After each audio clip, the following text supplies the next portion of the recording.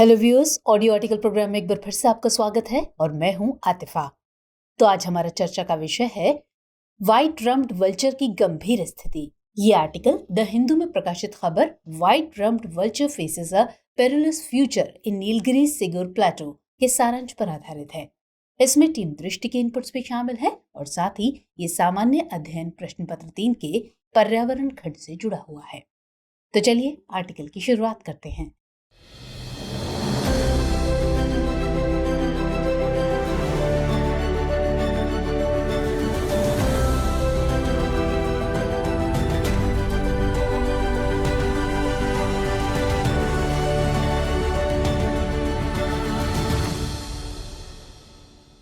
इसमें कोई दो राय नहीं है कि अर्थव्यवस्था के विकास ने जहां एक तरफ देश की बड़ी आबादी के जीवन पर सकारात्मक प्रभाव डाला है, तो वहीं दूसरी तरफ पृथ्वी के अनेक जीवों पर इसका नकारात्मक प्रभाव भी देखने को मिल रहा है। आए दिन हम सुनते रहते हैं कि जल के प्रदूषित होने पर कई तरह के जीव अत्यधिक संख्या में मारे गए। साथ ही बिजली के तारों से टकराकर कई पक्षियों की मौत हो जाती है। ऐसे ही अक्सर त्योहारों के समय इन पक्षियों के जीवन पर संकट और भी बढ़ जाता है। इस सब के अलावा प्रदूषण भी पक्षियों के लिए एक तरह का कहर बनता जा रहा है। ये कहना बिल्कुल भी गलत नहीं होगा कि इस प्रदूषण का हमारे आसपास के पर्यावरण और पारिस्थितिकी तंत्र पर नकारात्मक प्रभाव देखने को मिल रहा है। यही वजह है कि इससे प्रभावित क्षेत्र के लोगों और वहां की स्थानीय सरकार के द्वारा इसे कम करने के लिए निरंतर प्रयास किए जा रहे हैं।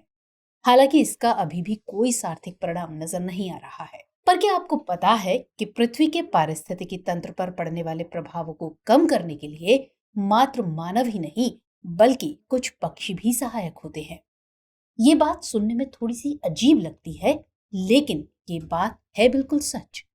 दरअसल गिद्ध एक ऐसा पक्षी है जिसे सफाई कर्मी के नाम से जाना जाता है, और इसे सफाई कर्मी कहने के पीछे की वजह यह है कि ये पक्षी पर्यावरण में मृत जीवों को भोजन के रूप में ग्रहण करके उनसे फैलने वाली बीमारियों के प्रभाव को कम करता है।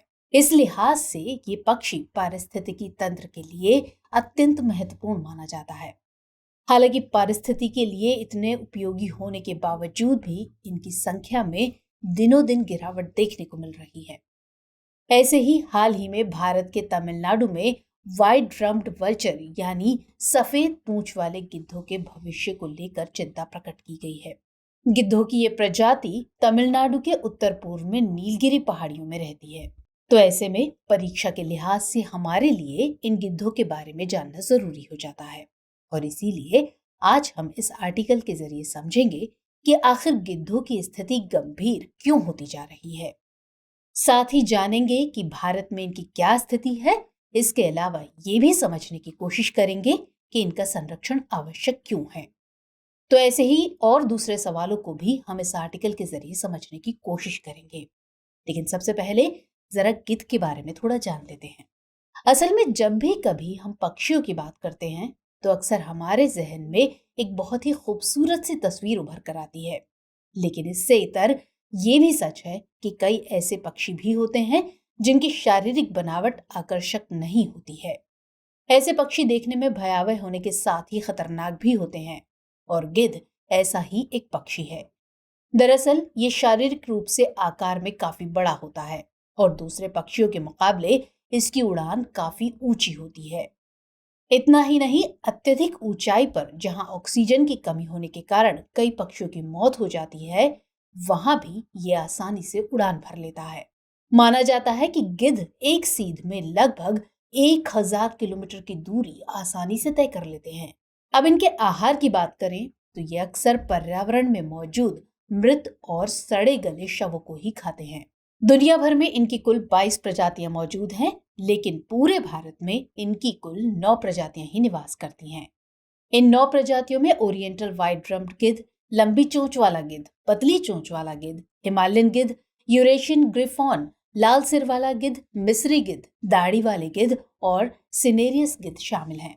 अब अगर व्हाइट रम्प्ड वल्चर की बात करें तो इसे बंगाल के गिद्ध के नाम से भी जाना जाता है। इसका वैज्ञानिक नाम जिप्स बेंगालेंसिस है। ये यूरोप के ग्रिफन गिद्ध से संबंधित है और इसे पूर्वी सफेद पीठ वाला गिद्ध भी कहा जाता है। इसके पंख काफी चौड़े, पूंछ छोटी, गर्दन और पीठ का रंग सफेद होता है। साथ ही इसके सर का रंग गुलाबी होता है। गिद्धों की कुल प्रजातियों में ये प्रजाति आकार में सबसे छोटी होती है।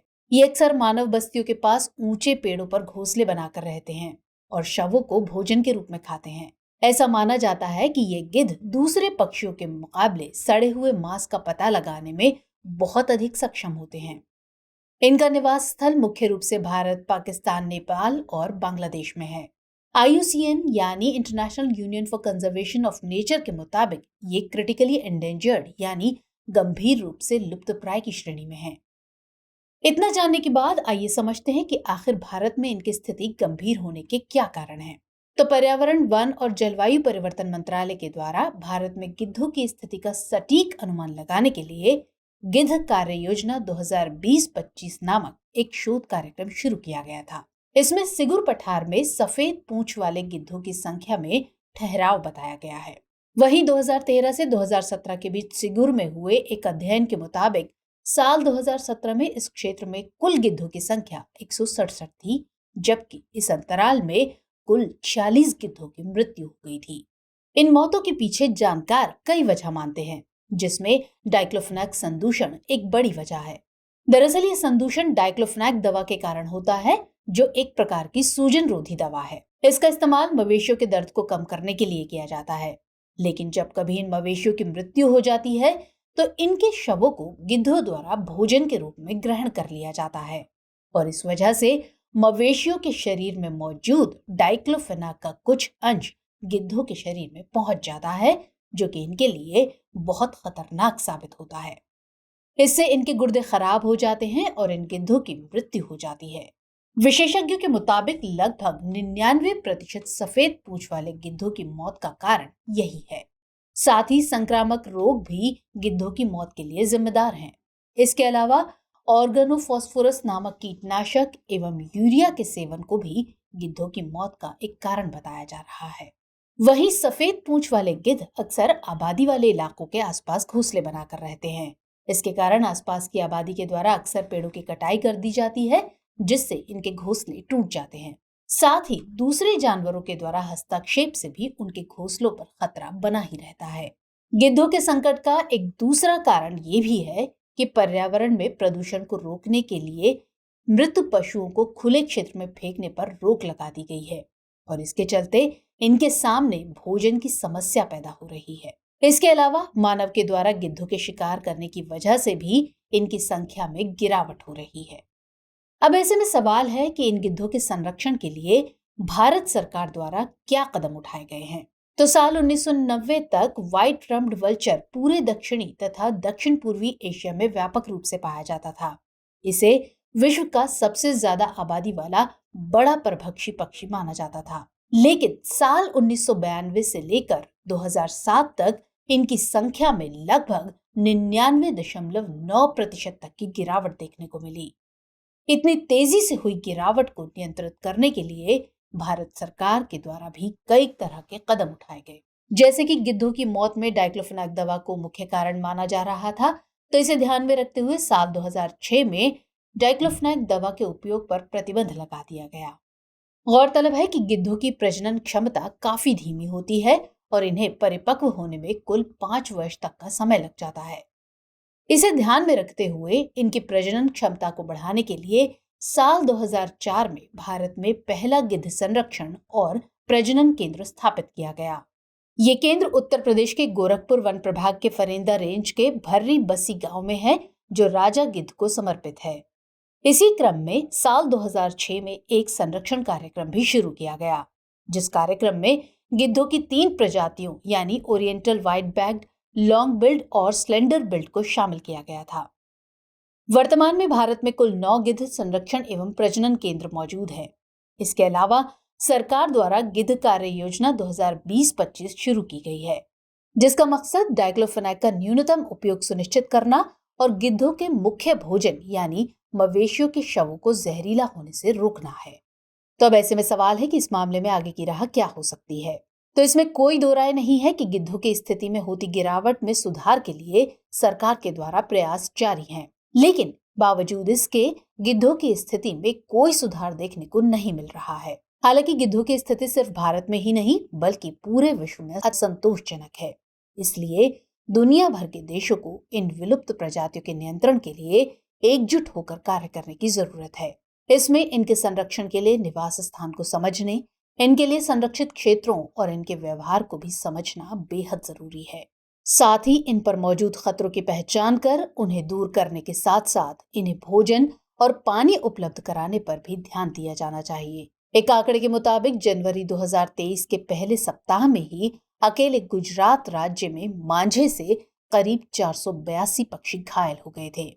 इनमें कई प्रवासी पक्षी भी शामिल थे। इसलिए पक्षियों के लिए खतरा पैदा करने वाले इस तरह के मांझे के प्रयोग पर भी प्रतिबंध लगाना अत्यंत आवश्यक है। साथ ही सरकार को चाहिए कि वो लोगों को पक्षियों के प्रति संवेदनशील होने के लिए जागरूक करने के कार्यक्रम चलाए, जिससे कि पक्षियों की मौत में मानवीय कारकों का प्रभाव नगण्य हो सके। तो चलिए नोट कर लेते हैं अब आज का सवाल। भारत में गिद्धों की संख्या में गिरावट के क्या कारण हैं? इस संदर्भ में सरकार द्वारा किए जा रहे प्रयासों पर प्रकाश डालिए। तो आज के एपिसोड में इतना ही। मिलेंगे अगले कार्यक्रम में किसी और खास विषय के साथ। हमारा प्रोग्राम आपको कैसा लगा कमेंट सेक्शन में जरूर बताइएगा। जय हिंद।